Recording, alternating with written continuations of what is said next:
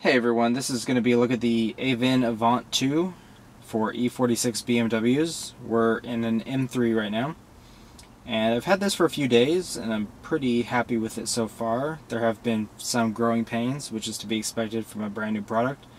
I will say that based on my understanding of what's out there, this at the moment is pretty much the flagship as far as kind of OEM form factor, plug and play, aftermarket options. Certainly is a huge step up from the decade-old or older Navi or business radio, without having to kind of like chop up your dash and or have it look really out of place. So I commend them for picking up where others in the industry, other import, I guess Chinese import, you would say, radios have left off and continued to evolve. They've done a lot of really great things. This version especially, some of the user interfaces on the different inputs like radio and whatnot, very clean, very stylish, pretty much awesome. This is going to be kind of all over the place. I may not touch on everything in this first video. It may be a little bit long also. I plan to make additional ones because, I'm gonna think of random things, and I have a lot of thoughts over the last few days, and so who knows what might come up. If I don't address exactly what you want to see, then please send a note, and I'll try to get to it. Right now, this is the home screen. This would be what you see if you hit the home button.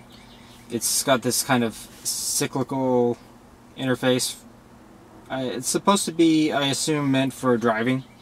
It's kind of like clean, it's nice. You can change this from different views. I personally like the clock. If you're on something like, most of them are visible at any one time. I may be scrolling and not need to. If you're on radio,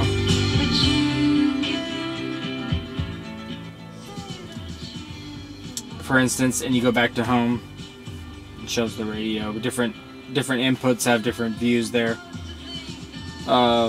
It's okay for what it is. I am kind of like, let me turn this down. I'm kind of from more of an Android background. I like kind of a tablet type experience. If you press this little Android guy or the back button from here, this loading only happens really, I just reset this thing or rebooted it, so that only happens the first time. Then you come to this desktop bit right here. These are some apps I've loaded from the Play Store. I'll get to those in a bit. Let me start with some of the inputs, I guess. So, like from here, for instance, I can click on a lot of the same things that were available on the home screen. We'll take a closer look at radio real fast. Very nice looking. Have your equalizer. I like classic. If you have a subwoofer, you can adjust those things there. I think this would also be your fade and balance reset. Very good. Not much to say there. I believe you can, if you customize one, I think you can kind of like reassign any of those. Could be wrong about that. Certainly the user one, I suppose you could.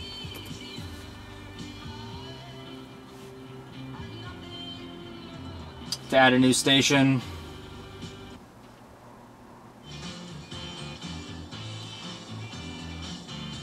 click and hold. Great interface in my opinion. I'm not going to spend too much time on the radio. It's not really what I bought this for the most part. I do have a down here I've run my USB cable to my Euro tray. I have it mounted, you can't see it right now, but so I haven't used this too much, but let's go ahead and bring up USB.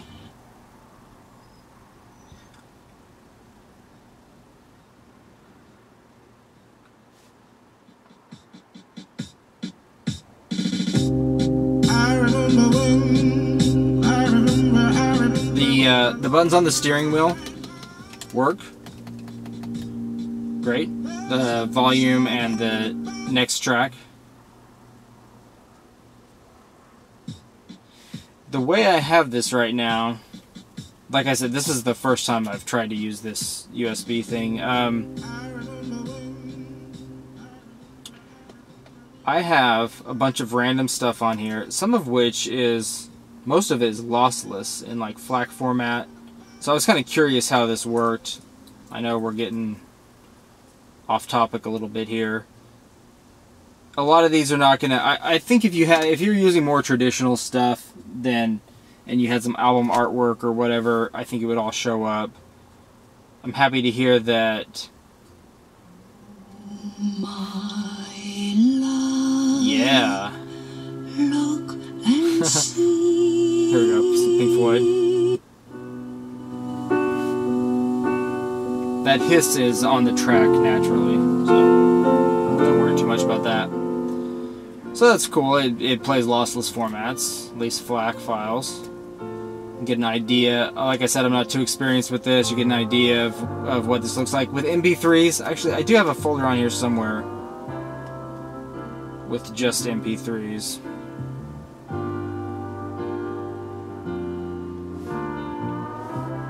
Looks like it's going to be the same. One of these had some album artwork in it. Let's see if it pulls it. Yeah, okay, so I happen to know that this folder had some album artwork in it. Seems to find that. I'm not sure if notice that changed. I have another USB thing here.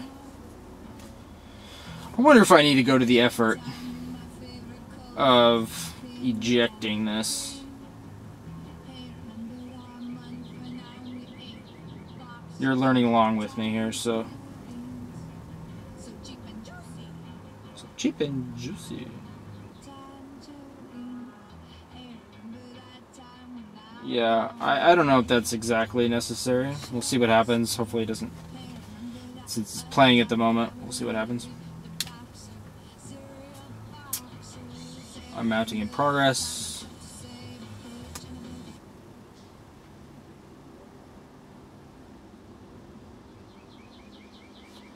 I'll get to what I think that message was in a bit. SwiftKey is a keyboard that I have installed on here, and it does require several apps require this memory card to be available in the Navi slot. This media slot right here is very similar to what would happen if you had a USB thumb drive or something like that installed, like I was just doing. But when I unmounted that, I'm not sure why SwiftKey would have thought that it was its storage, if it needs one. But anyway, that's kind of, I guess that's a little bit typical of your experience. Things will happen sometimes. You'll kind of get used to what does and doesn't occur, and why, and if it's a big deal, etc., etc. I'm gonna pull this out on this other card. This is just a small, relatively small card. I should say thumb drive. I've got a movie on here, so let's see what happens. Anyway, it doesn't matter that keyboard. Ignore that. So it's preparing USB. And if I go to home, I click on USB. I have no music on here, but I do have, this is a video.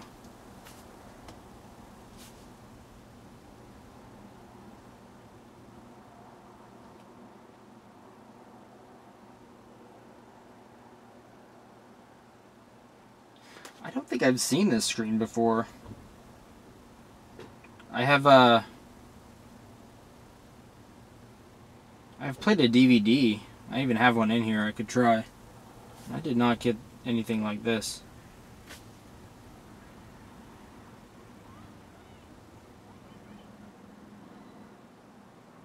I didn't like hook up to the parking brake or anything like that.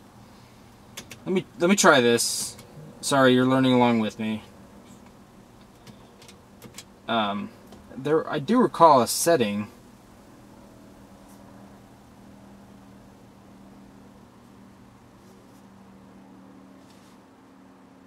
Okay, so no video during driving got set. I'm not sure what headlight linkage is. If anyone knows, let me know. So I could go back to home and start that same thing again, but chances are there's a USB thing on here too. Go back to video.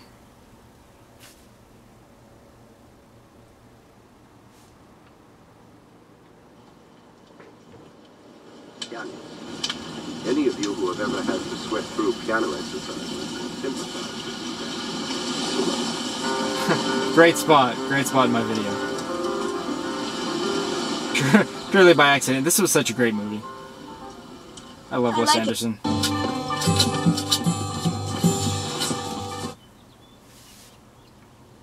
Okay, so that's USB. I do not have an iPod. Next time a friend comes over, I'll test that out. Auxiliary input, don't have that either. I mean, I actually did. It's there, but I'm not using it. I'm sure it works as you would expect. Bluetooth.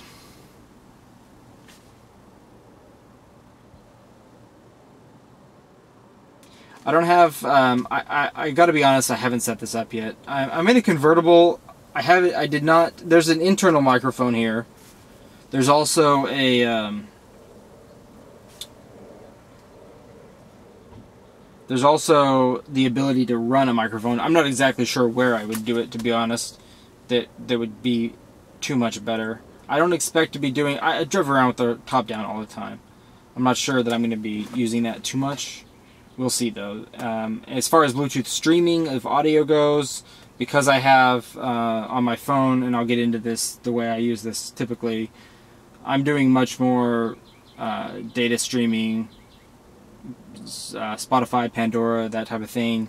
So I'm not really like using my phone to stream music to the player, to the radio.